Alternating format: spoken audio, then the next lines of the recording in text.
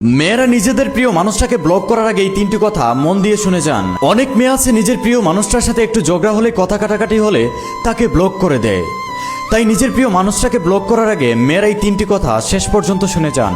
Number 1, দেখুন একটা সত্যিকারের সম্পর্কের মধ্যে অভিমান হবে, ঝগড়া হবে, ঝামেলা হবে, রাগারাগি হবে, কিন্তু বিচ্ছেদ হবে না। আর একটা মিথ্যা ভালোবাসায় একটু ঝগড়া হলে, অভিমান হলে, রাগারাগি হলে একজন আরেকজনকে ছেড়ে চলে যায়। ঠিক তেমনি ব্লক জিনিসটা হচ্ছে ছেড়ে যাওয়ার মতো, ব্লক জিনিসটা হচ্ছে বিচ্ছেদের মতো। আপনি ঝগড়া করে, আপনি ঝামেলা করে আপনার প্রিয় মানুষটাকে ব্লক করেছেন, কিন্তু আপনার ধারণার বাইরে সেই মানুষটা কতটা কষ্ট পাচ্ছে। আমি আপনাকে একটু ধারণা দেই, যেই মানুষটা তার প্রিয় মানুষটার কাছ থেকে ব্লক খায়, সেই মানুষটার নিঃশ্বাস বন্ধ হয়ে যাওয়ার মতো কষ্ট হয়।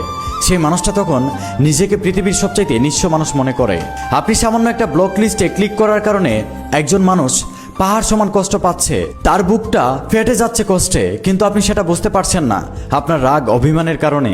একটা জিনিস আপনি চিন্তা করুন, আপনি যদি আপনার প্রিয় মানুষটাকে সত্যিকারে ভালোবেসে থাকেন, তাহলে আপনি কখনো চাইবেন না সে আপনার কারণে কষ্ট পাক, আপনার কারণে সে পাহাড় সমান যন্ত্রণা নিয়ে ছটফট করুক।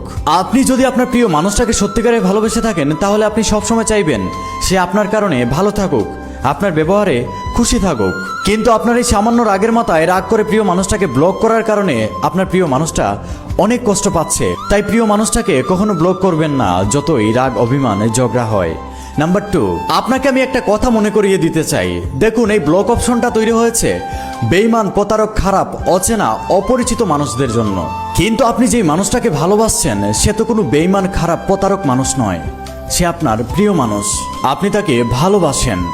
সে হয়তো না বুঝে আপনার সাথে ঝগড়া করে ফেলেছে, রাগ করে ফেলেছে, হয়তো একটা ভুল করে ফেলেছে।